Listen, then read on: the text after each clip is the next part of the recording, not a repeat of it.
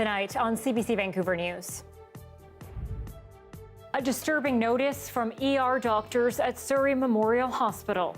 Yeah, it's stressful for doctors. It's also stressful for patients. The warning that patients are getting substandard care and what it means going forward. Plus, a city of 20,000 prepares to leave at a moment's notice. The entire town of Fort St. John now on evacuation alert as wildfire concerns grow in BC. And the new advice to help women cope with debilitating symptoms of menopause. I was blindsided by menopause. Why researchers say the risks of hormone therapy are now better known. This is CBC Vancouver News.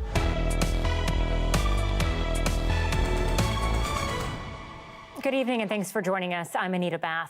It's an explosive call to action from inside one of our province's busiest hospitals.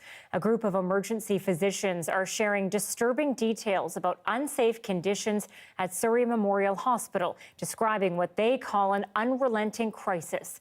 The CBC's Tanya Fletcher has our top story. Surrey Memorial Hospital is in crisis, say physicians who work there, and their collective letter does not hold back. Obtained by CBC News, the letter highlights three critical issues. The first, a severe shortage of acute care beds. They say this bed block forces us to routinely treat strokes, heart attacks, traumas, miscarriages, and palliative patients in the hallway. They also point to a dire shortage of hospitalist physicians. They're the doctors who admit you from the ER to the hospital. Quote, it's common for them to linger for days without an admitting physician looking after them. Many patients have suffered and some have died while waiting. They go on to say alarms they've raised to regional and provincial leaders have gone ignored. Our elective leaders, they say, have so far failed to provide any meaningful solutions that change the daily reality for physicians and the patients we care for. We are stretched. There are times that people are waiting longer, but patients are always prioritized depending on their severity. It all comes a week after a physician at Langley Memorial Hospital sent a memo to his colleagues urging them to ask patients to go somewhere else if they were having an emergency. BC's health minister responded, says the province is working with hospitalists and ER doctors to improve patient flow. And in the case of both Langley and Surrey, that means that contracts that have not been renegotiated and re-put in place for a couple of years, we're addressing that, and we have an offer on the table to address their issues. He says they are working to significantly increase the capacity of the healthcare system to respond. But ER doctors at other hospitals say the need is now. I think the healthcare system is slow moving, and sometimes that's not fast enough to respond to an environment like the emergency department, where we're trying to be the safety net for society. One doctor whose identity is being protected by CBC says healthcare leaders have repeatedly told physicians not to discuss the situation publicly. The doctor says the group is now breaking protocol in releasing this letter in the hopes it will cause government to act and because they think the public deserves to know what's going on. Tanya Fletcher, CBC News, Vancouver.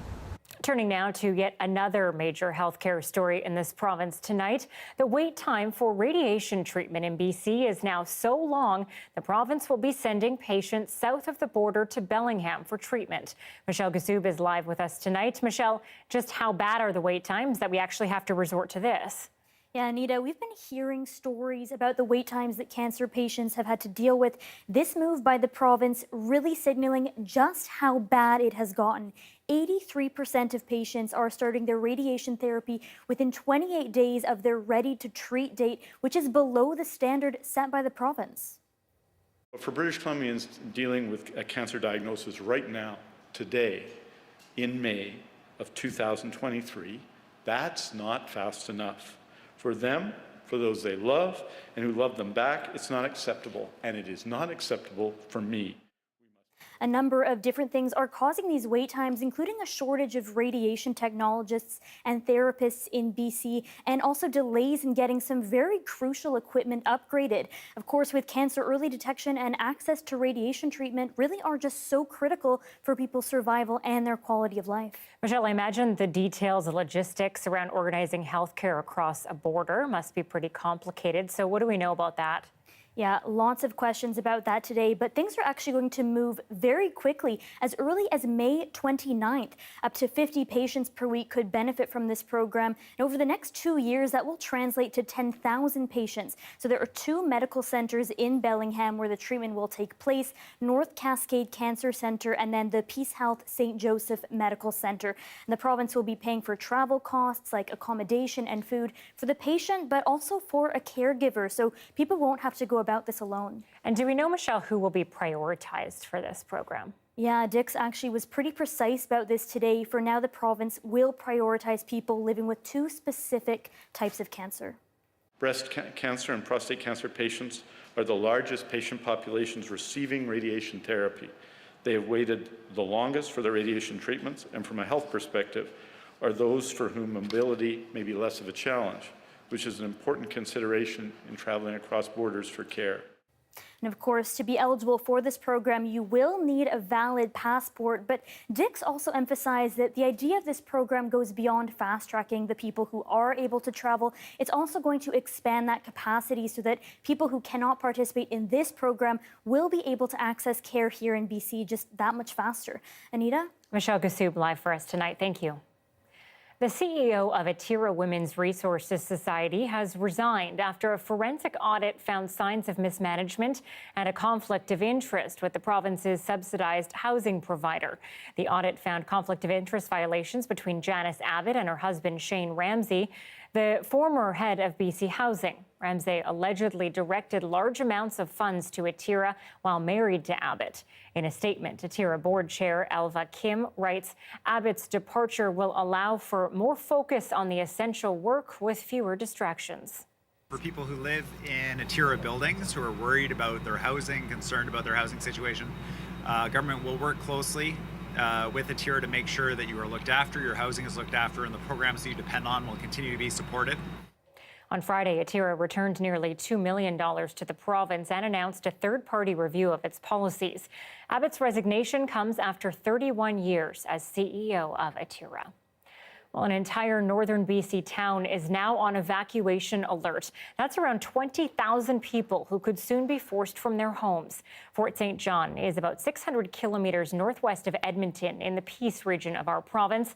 As Phillips Owira reports with CBC, he tells us the alert comes less than 24 hours after the nearby Blueberry River First Nation issued its own evacuation order.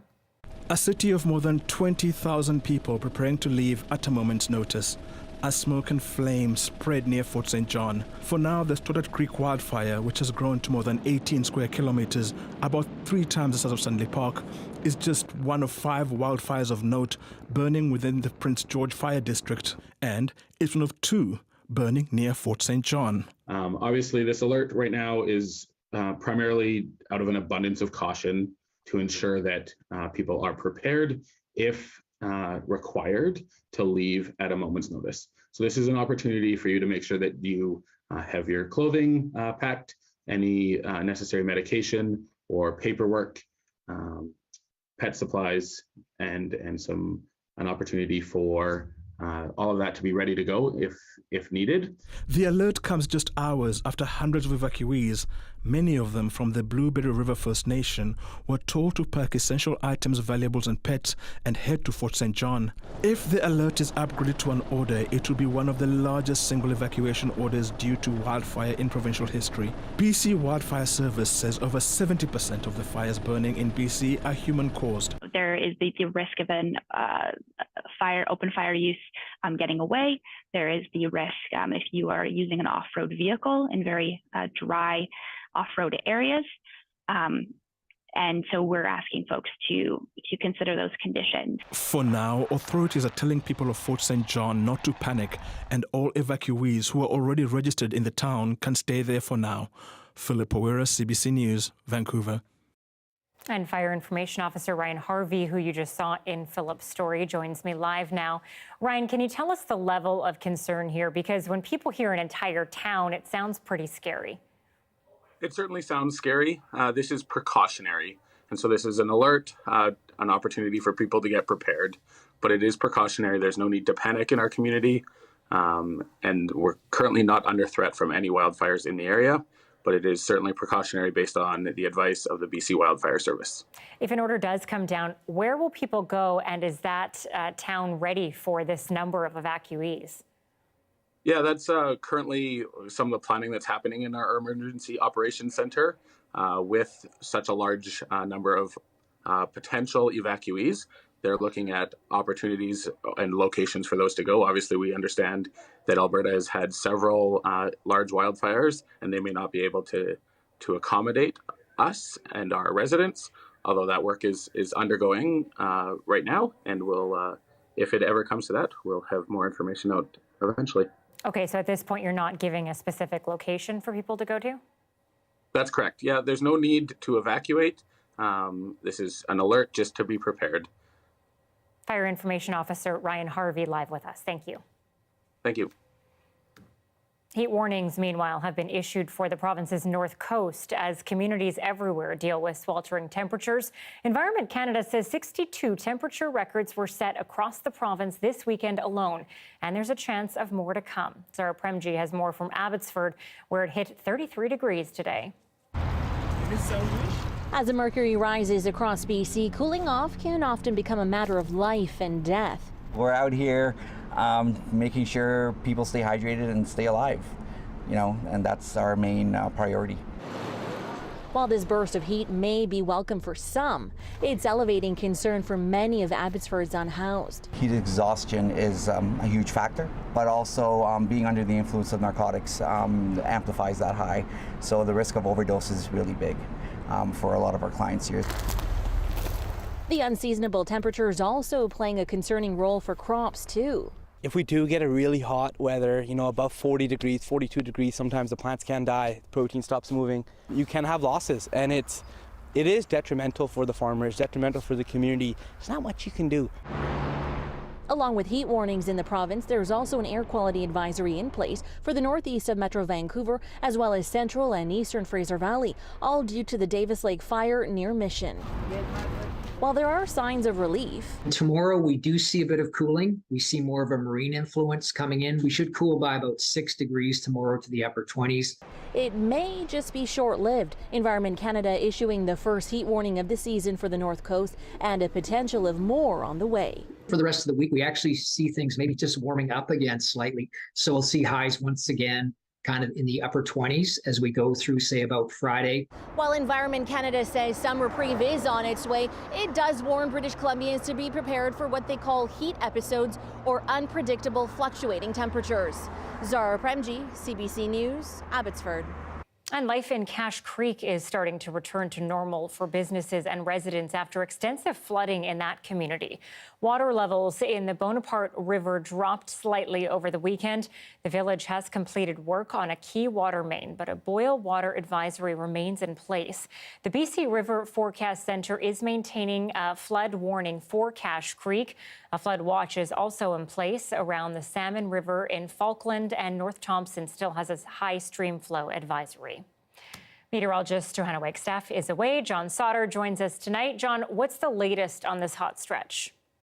Well, this heat all across the province of British Columbia is certainly top of mind after a record-setting weekend. I will show you some of the records in just a second, but I want to show you this map because it really, as we go forward over the next few days, the hottest air in the country is really not going anywhere. And we get through Friday and on into Saturday, and anything underneath this blue area is above normal. But the hottest air in the country is in southern Alberta and southern British Columbia, and that, like I say, is not going to change. There were many records broken over the weekend. Here are just a few, starting with Victoria Harbour on Sunday afternoon at almost 31, and that record was set way back in 1912. West Van, 32 degrees. Whistler, about 31. Lytton at 35. That record from back in 1973. And Comox at about 32, but the old record back in 1949 at only 25.6.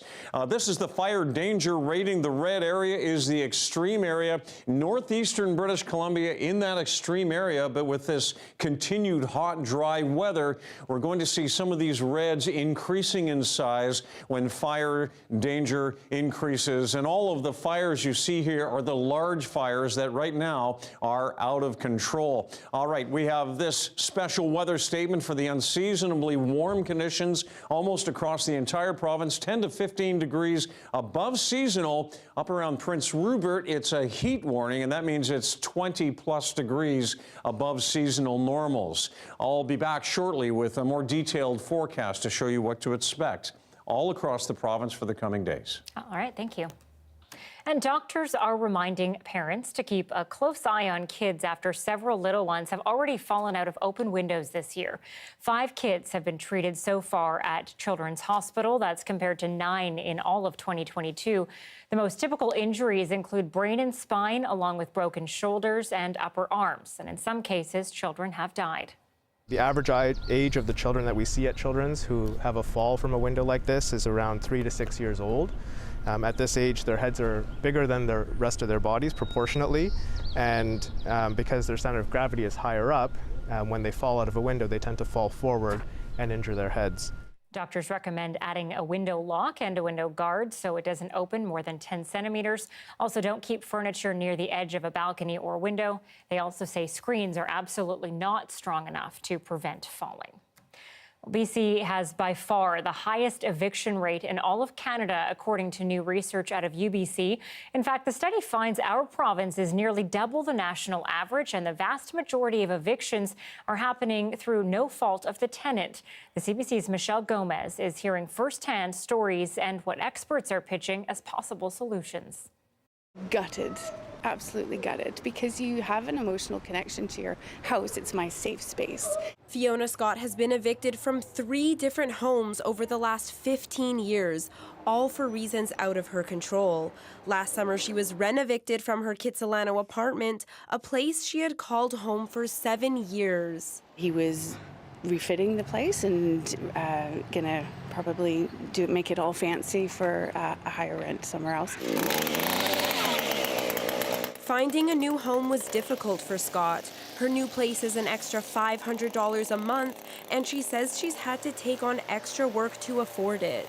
Everything around there is created by me and makes me happy, and I can live my life in my community based in that place, and then all of a sudden it's gone. Scott is not alone. A UBC study found more than 10% of BC renter households were evicted between 2016 and 2021, almost double the national average of 5.9%. And most BC evictions are through no fault of the tenant. This could mean the landlord is selling or demolishing the property, deciding to use it for themselves, or undergoing renovations. Craig Jones is one of the authors of the study. Having, like residential stability as a renter in BC is hard. An eviction is a potentially traumatic event. It's a difficult thing to go through. And the research shows those who experienced eviction reported lower levels of well-being and life satisfaction. Andy Yan is director of the city program at SFU. He says creating purpose-built rental housing could help, and so could a rental registry to track evictions. But above all, landlords should be held to stricter standards. There is a responsibility of landlords to the safety and health of their tenants, and that there is, I think, this type of, underlying social contract that ought to be enforced by government. And Yan says housing instability and eviction rates are amplified for certain groups, including young people, newcomers to Canada, and Indigenous people. Michelle Gomez, CBC News, Vancouver. Wildlife experts are reminding the public to stay away from coyotes after 2 violent attacks just days apart.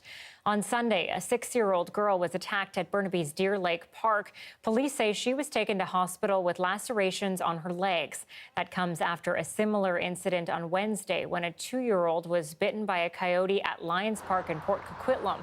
That animal was later killed by conservation officers. So if coyotes learn that humans are associated with food, then they'll become closer to humans. They'll they'll sort of lose their fear of humans, and once they've lost that fear of humans and they associate humans with food, then they start potentially testing little dogs or young children or trying to sort of get any food any way that they can. Wildlife experts say leaving trash out or other sources of food can attract the coyotes, and small pets like cats and dogs can be an easy prey for the wild animal. Well, a pickleball court in Chilliwack has become a battleground between passionate players and the neighbors of the park. At issue is the noise, and as the CBC's Saurabh Sandhu explains, it's now prompted an apology from the mayor. Pickleball is one of the fastest growing sports in North America. But as racket sports go, it's noisier than most. In 2019, the city of Chilliwack opened new pickleball courts in Kinsman Park, merely a few feet away from Harpreet Dhawan's house. You're standing in my patio, but look at the court, how far they are.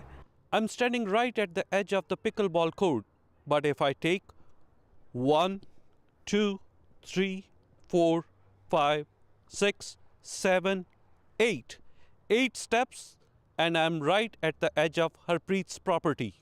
Harpreet says the city did not consult the neighbors before constructing the court, but she did not oppose it at first as the community needed a space to exercise during the pandemic.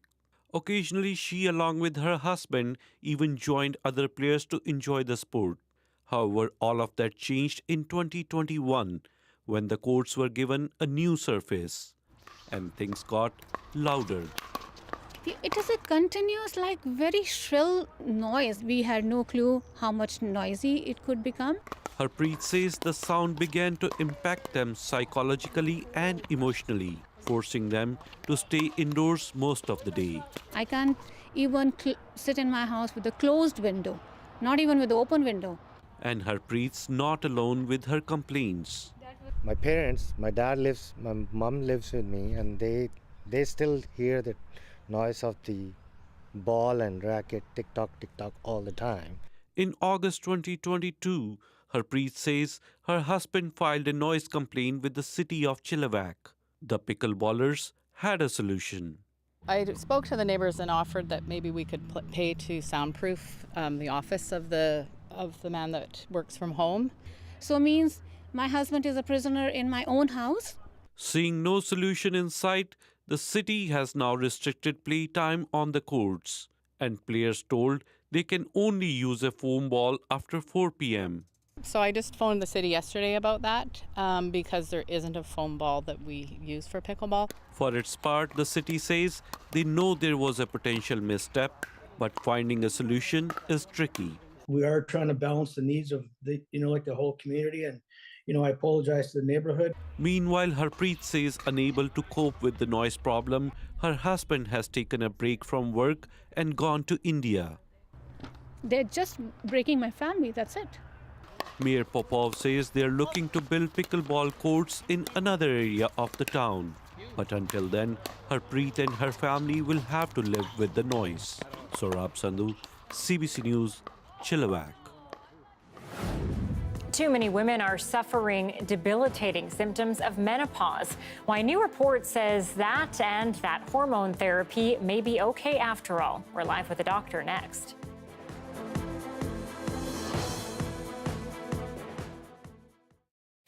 Thanks for staying with us during our commercial-free live stream tonight. May is often the month where people leave their lawns alone. It's called No Mow May. It's supposed to be better for wildlife, particularly bees. But Laura Meter reports one biologist on PEI says leaving your dandelions alone might not be as helpful as you think. Of course, their leaves are quite indented like that. Kate McQuarrie says the best use for dandelions might be for humans, harvesting the leaves for salads or cooking. But when it comes to the value of the pollen, she says these flowers are like junk food for bees. If you're leaving them for the bees, you're not really helping, and in fact, maybe doing more harm than good. She says they're not as nutritious as other native wildflowers and hopes people rethink No Mow May and leaving lots of dandelions. So no mow May started in Europe, and dandelions are native there. And I really think the message was intended to be let native wildflowers grow, and that's a fantastic message. But in North America, it's kind of been twisted to let dandelions grow, and that's not really what we'd like to encourage. This time of year, plants like willows and alders are better for bees. Macquarie says people should do what they can to encourage native shrubs and trees and just let even a little part of their lawn go wild. As for people, Macquarie says dandelion leaves are high in vitamins and iron, even better than kale or spinach. She says the younger leaves are less bitter and they taste better before the plant blooms. I also think a lot of people think they don't like them because they may have just tried them raw from older plants, and they really are bitter and not very good that way. But younger leaves or cooked older leaves, that's where you want to go. I kind of like to cook them with bacon because everything's better with bacon. She hopes people will leave a few if they want to eat them, but don't leave lawns filled with them. Because remember that junk food analogy? Bees can't resist them. If there's lots of dandelions around, they'll pick those rather than the healthier pollen that's better for them. Kind of like us, right? We'll go to the junk food or dip into the bag of chips before eating the celery sometimes, even though it's better for us. She hopes to see fewer dandelions on lawns and maybe more in kitchens, and that people will start looking at the idea of no mow May differently. Laura Meter, CBC News, Hazel Grove.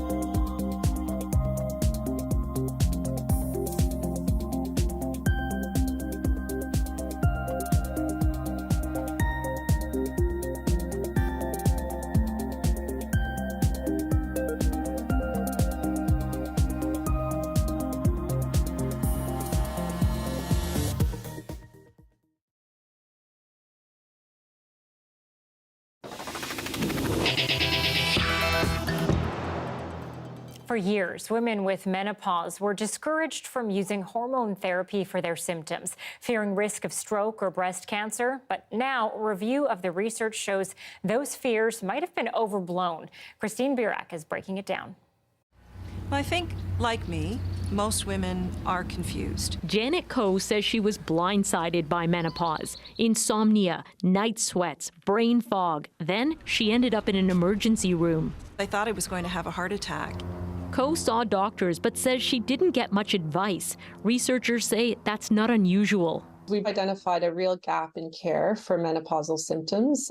A newly published Canadian review examining the management of menopause notes it is critical that doctors discuss symptoms and treatment options with their patients, including hormone therapy. Given the history of hormone therapy and the studies and the whole evolution, there's a lot of clinicians just don't feel comfortable with hormone therapy, don't feel comfortable prescribing it. Breathe. A 2002 study found hormone therapy carried higher risks, but more recent studies have shown it can offer real benefits for younger women. The latest guidelines state for healthy menopausal women under 60 experiencing hot flashes and night sweats, the benefits of menopausal hormone therapy typically outweigh the risks. If taken for less than 5 years, the risk of breast cancer is less than 1 in 1,000 women. When you are doing your Google searches and you're trying to be able to help yourself figure out how to manage your symptoms or trying to understand what your body is going through, that you want to be able to use credible resources. The Canadian Menopause Society recommends this site, mq6.ca, which offers patients and doctors questions to start the conversation around symptoms and treatment. Experts warn hormone therapy shouldn't be taboo, but it's no cure-all either. If someone's telling you only positive things or someone's telling you only negative things, that you should probably get another opinion. Women deserve to understand that they don't have to suffer through symptoms that can last for a decade or more. Coe says hormone therapy may not be for everyone, but for her, it worked. Christine Birak, CBC News, Port Credit, Ontario. For more on this, I'm joined by Dr. Caitlin Dunn with UBC's Department of Gynecology. She's live with us tonight. Doctor, can you first explain to us what exactly hormone therapy is and how you can get it? Well, thanks very much for having me, Anita. So hormone therapy is used by women in the perimenopause and menopause period. That's usually around age 45 and through the early 50s. And it can be used beyond that as well. And really, it is replacing the estrogen that your body used to make. So for example, when the ovaries run out of eggs, they stop making estrogen, and that can cause symptoms like hot flashes, sleep disturbances, sexual trouble, brain fog. And when we replace that estrogen in a small amount, we call it hormone therapy, and it can help with those symptoms. And how is it administered? Well, there are many ways. I think the trend these days is more towards what we call transdermal delivery. That means either with a pump of cream that you rub on the skin or with a patch. But there are also other ways. There are oral forms of hormone therapy that can be used as well. The new research says it's up to 90% effective in treating hot flashes and improved sleep quality, mood disturbances, some of the things you mentioned, but also that not every woman should be on hormone therapy. So who shouldn't be? Well, I think as gynecologists and menopause providers, we've known for some years now that hormone therapy is safe in appropriately selected patients. So some of the benefits of hormone therapy beyond getting rid of those hot flashes are that it's good for your bones. It can be good for your heart as well, reducing the risk of things like heart attack, as well as improving your lipid profile or improving your cholesterol. However, that has to be weighed against some of the risks, like the increased risk of blood clots and the very small but slightly increased risk in some studies of breast cancer in specific patients. So what you want to do is see your doctor and have your individual risk as well as your symptoms assessed to choose the right hormone therapy for you. I will say this is not your mother's hormone therapy. We've come a long way in understanding what the right hormones are and who should take them. Yeah, we've also come a long way, but still not far enough in actually having conversations about menopause. Dr. Caitlin Dunn, we appreciate your time tonight and joining us live. Thank you. It's my pleasure. A stern rebuke from the electorate in Thailand calling from a turn away from military rule. Why the opposition still faces an uphill battle. That's next.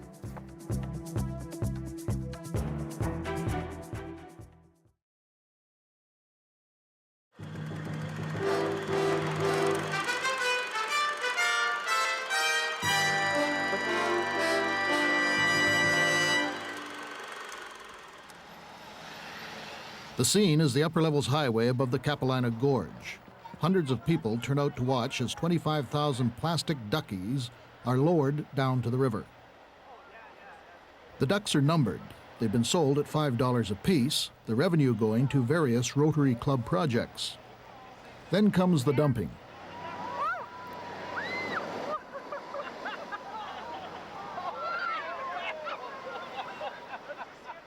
The racing ducks were bunched up at the beginning, but were well strung out at the finish.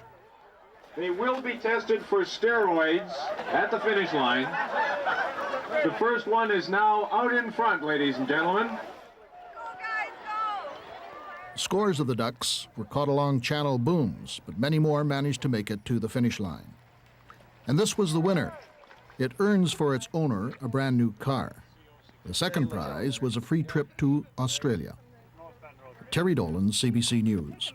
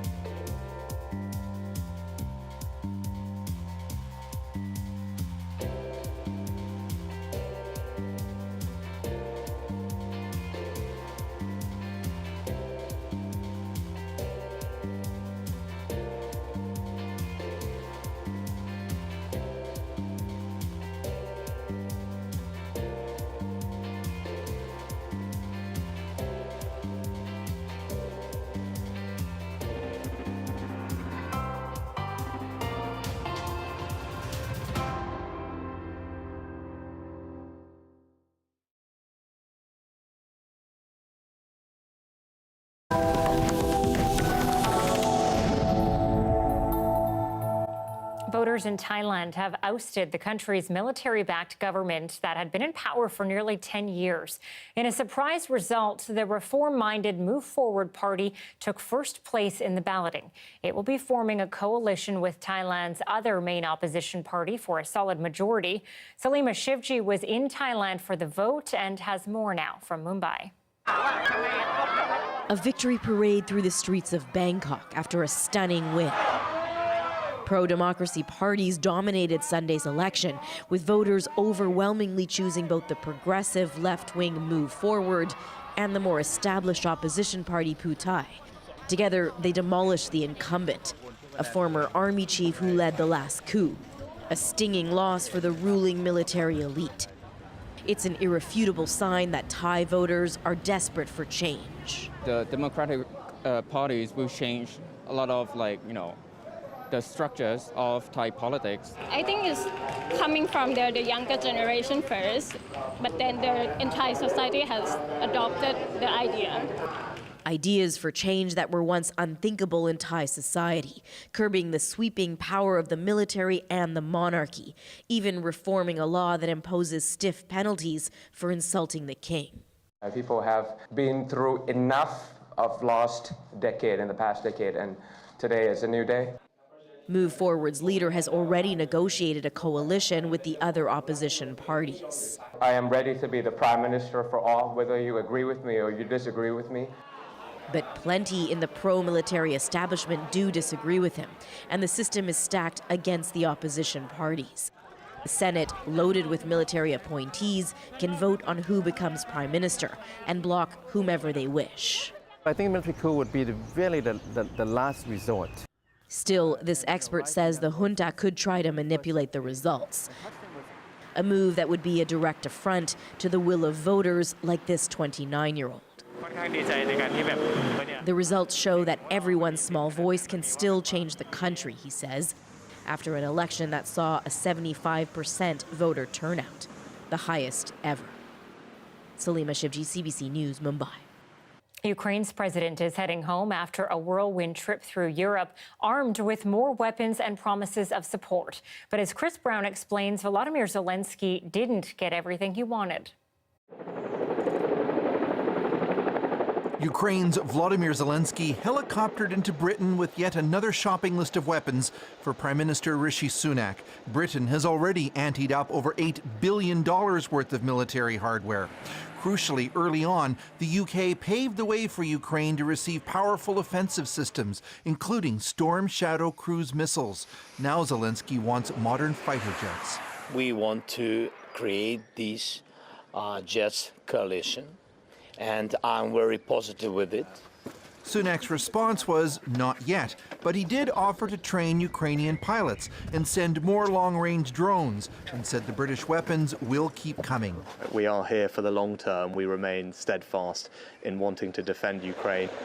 Zelensky's trip here and his hopscotching across Europe meeting other leaders comes as the tempo on the battlefield picks up. Ukraine is having modest success at pushing Russian forces back around the hellish landscape of Bakhmut, creating internal fights for Russia. A report in the Washington Post claims Yevgeny Prigozhin, the leader of the Wagner mercenaries who've been trying to take Bakhmut, offered to reveal the positions of Russian soldiers to the Ukrainians. Prigozhin has openly fumed about a lack of ammunition from Moscow. And Russia is struggling in other ways. There was an attack on a senior occupying official in Luhansk, one of several in the last few days, and reports of 4 Russian aircraft shot down. Russian propagandists have sounded especially incensed with Britain of late, vowing retaliation. TV host Dmitry Kiselov warned Britain is just a small, vulnerable island, and it had better watch out. After leaving London, Zelensky posted a video from a train saying he's heading home with Ukraine stronger than when he left. Now everyone is watching to see how all of those new weapons will be used in a looming Ukrainian offensive. Chris Brown, CBC News, London. Once sleeping giants, Alberta's wildfires are threatening to show the full extent of their power. Thousands of people have been forced to evacuate. We'll bring you more from Wild Rose Country next.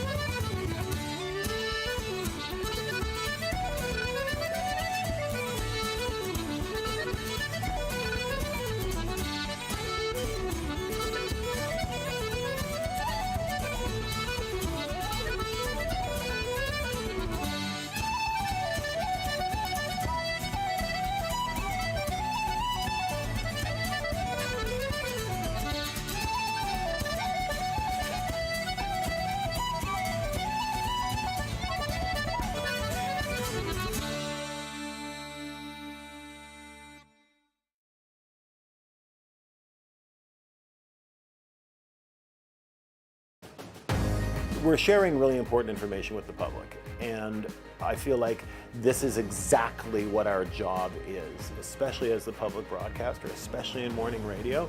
That's incredibly important.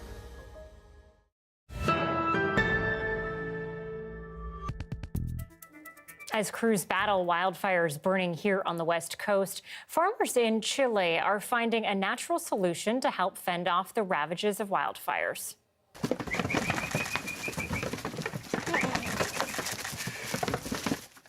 These goats are not just hungry animals who will eat anything. It turns out their healthy appetite and ability to graze on even dried out debris is helping stop the spread of fires. The herds happily clear out the undergrowth, having less fuel to fan the flames. It's so successful, firefighting goats are also being used in Portugal and Spain.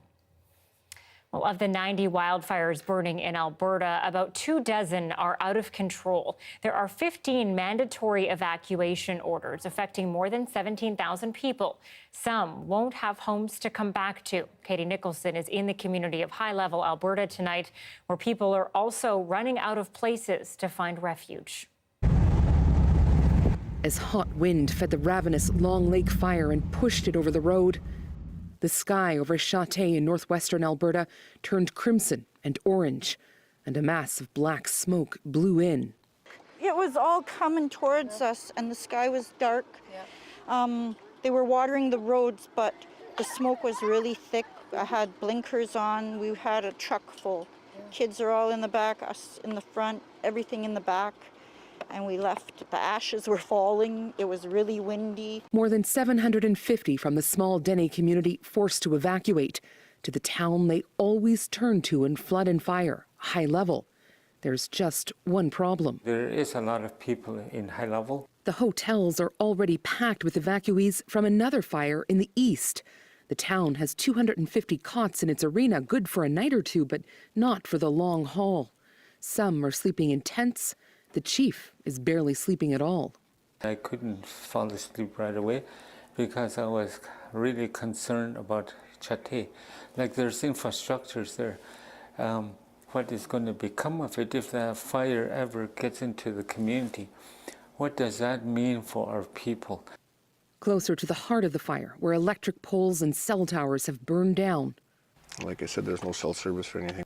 More than 200 are holding the line in Rainbow Lake. Like Jeff Chonkley, working night shifts to bulldoze fire guards in the dense, dry woods. I hope it gets contained. They're doing a good job out there. Like, the ground crews are doing an excellent job. But as the winds whip up and the lodgings dry up, some are opting to leave the north, at least for now. I have 2 daughters that live off reserve, so I'm going to go stop in Grand Prairie first, visit shortly with one, and then go stay at the other ones with my 2 little grandchildren here. A long drive past dozens more fires and a growing network of evacuations. Meteorologist John Sauter joins us now. John, you're watching that Alberta and northern BC situation carefully. What's the latest? All right, here is your complete forecast for the province of British Columbia. And I'm going to start with a satellite image because it's not very often that we look at a satellite image which shows us where the cloud is covering the ground, and we really see a lack of cloud in the western part of the country. Now, this afternoon, we are seeing a few little isolated showers, and some of that could be thunderstorm activity as we move into the night tonight and again on Tuesday afternoon. But a very clear map here through mainland British Columbia and out onto Vancouver Island. As we look at the smoke over the last 3 days, it has really changed, and you can see the locations of the fires, and this is the area of concern here in northeastern British Columbia. And over the last few days, we just see more and more smoke moving up into that area. But what has happened now with the upper level flow, it's taking that smoke out into the eastern prairies, and we now have air quality statements for northern parts of Saskatchewan and a big chunk of Manitoba as well. And we have that air quality statement in effect effect, and the special weather statement, and air quality statement and heat statement for the rest of British Columbia. So temperatures today, pretty comfortable in Vancouver, 23, but you get a little farther inland and you see a few 30s around Osoyoos and Kelowna and Lytton, and then across the north, Prince George is at 28 this afternoon, 19s in Fort Nelson and Dease Lake. Those are the temperatures this afternoon. As we go forward, we're still going to see just generally sunny skies or smoky, hazy skies, but really not much weather. In the southern mainland, that's where we'll see those little pockets of showers and possibly some thunderstorm activity. Otherwise, pretty clear skies right through Tuesday and Wednesday. Tonight, looking like clear conditions, and for most areas, lows right in the mid-teens.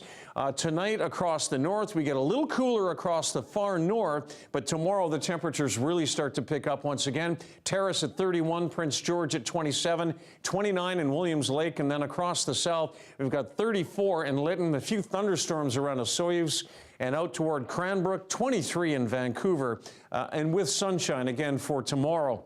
And then mid-20s in the coming days. It'll be the weekend before we start to see conditions returning to something more comfortable and more seasonal at 19 on Sunday, 18 on Monday into next week. Thanks, John. Canada's hockey drought continues after more than 4 decades. The impact of not winning next.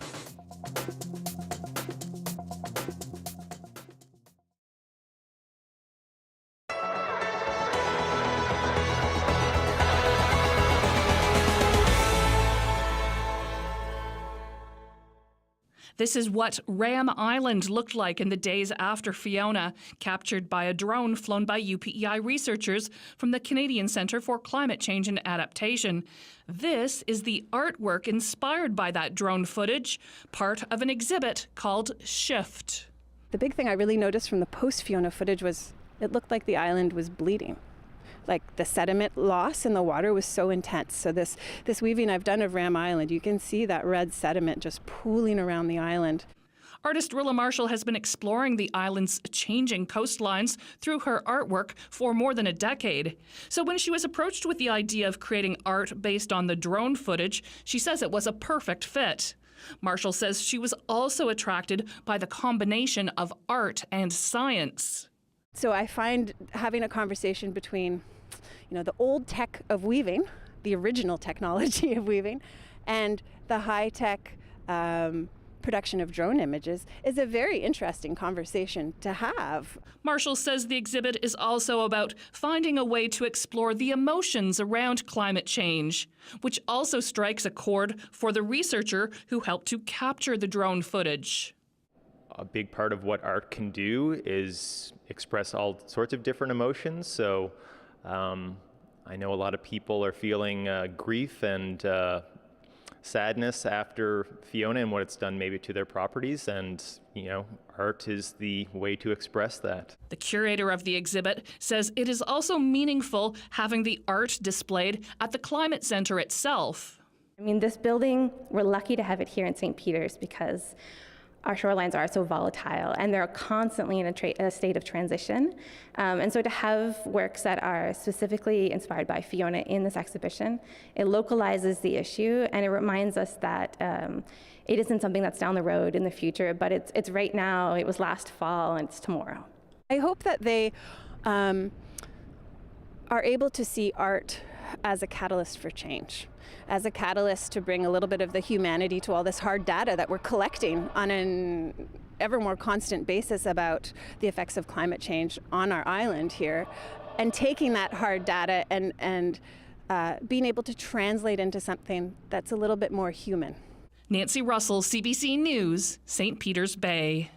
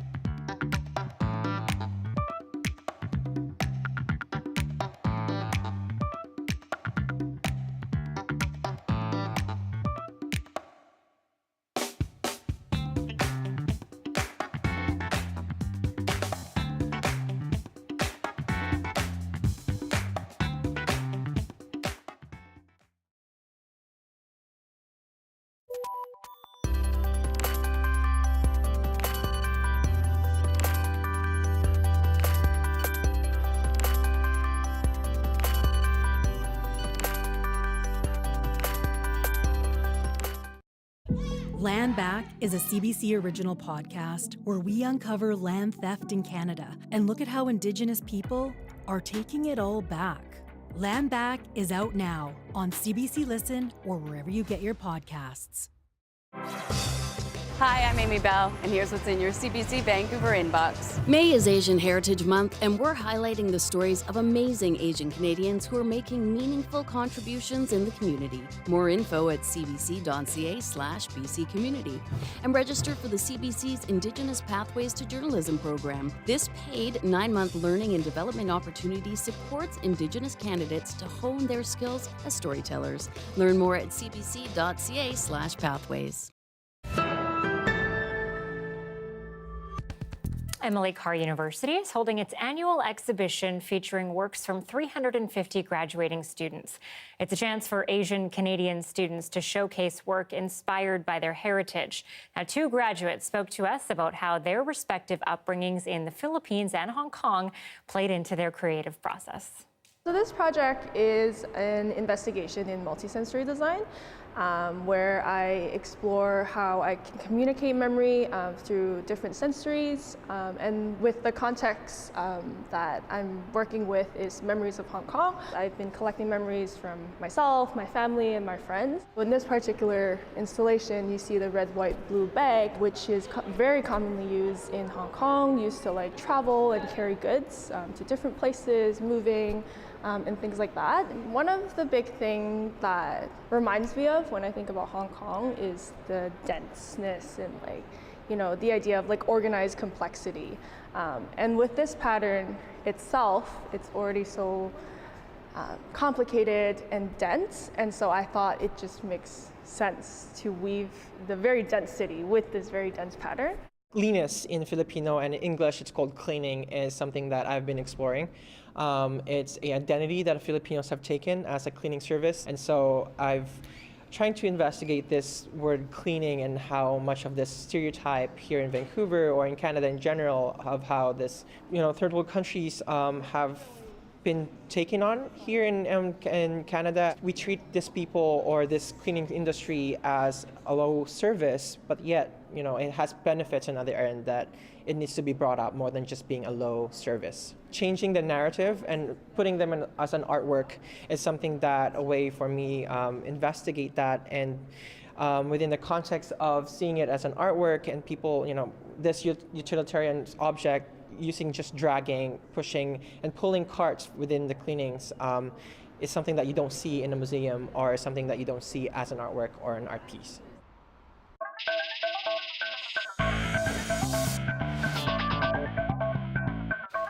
Canada's Stanley Cup drought continues with last night's elimination of the Edmonton Oilers as the last Canadian team standing in hockey playoffs. While hockey fans today are marking a dubious milestone, 30 years since a Canadian team hoisted hockey's biggest prize. Travis Dunraj has more. They were not supposed to be one of the favorites. 30 years. 30 long years. In Montreal, the Canadians win the Stanley Cup. June 9th, 1993, that was the last time a Canadian team hoisted the cup. The Habs victorious that night in history. Over the weekend, dreams were dashed for both the Leafs and Oilers fans. Explanations as to why are endless. Bad coaching, they didn't have heart. Maybe it's a curse. Maybe it's like a Boston Red Sox curse. I don't know. I just know, God, it's frustrating. This hockey analyst says both teams had depth, both had star power, but were lacking in one key area. If you look, in the last 10, 15 years, you can't really name a Stanley Cup champ that didn't ride a hot goaltender all the way to the finals. So I think that both of the Canadian teams who had the most success this year struggled a little bit on the goaltending end. There have been some close calls. Calgary in 2004, Edmonton in 2006, Ottawa the year after that, then Vancouver in 2011, and Montreal just 2 years ago, all lost in the final. At a postseason newser, the Leafs captain didn't get into specifics. Obviously, winning is extremely difficult. We're continuing to find our way through that and do what's necessary. The Golden Knights have eliminated the Oilers in 6 games to advance to the Western Conference Final. That may not sit well with impatient fans, but others are already looking at the bright side. The last Canadian team. You know what I mean? Go Oilers. Even though we lost, go Oilers, and we're looking forward to it next year. Yes, sir. As players lick their wounds, management regroups, and analysts pore over the stats, the end of hockey season has come to Canada weeks early. The Stanley Cup final to be played south of the border once again. Travis Stanrash, CBC News, Toronto. Yeah, we're a big country, and I think most provinces with teams probably don't want to see another Canadian team win. But what do I know? I guess we'll have to wait a while, at least for here in BC, that's for sure. Okay, finally tonight, she's no stranger to magazine covers, but superstar businesswoman and media personality Martha Stewart is bringing a little steam to magazine stands as the face of this year's Sports Illustrated swimsuit edition. Usually I'm motivated by pay, but this time I was motivated by showing people that a woman my age can still look good, feel good, be good. At 81 years old, Stewart is the oldest person to grace the cover in the publication's history, sporting 9 different swimsuits on a photo shoot in the Dominican Republic. While she's known for her accomplishments in the corporate world, Stewart is also a mother and a grandmother. Along with her cookbooks, she also has her own magazine, which launched in 1990. Yeah, I have to say she looks pretty incredible. And in a time right now where I think we're being reminded that some people think women are at their prime at a very young age, this is really nice to see. Good for you, Martha Stewart. And thanks for being with us tonight. We'll see you tomorrow.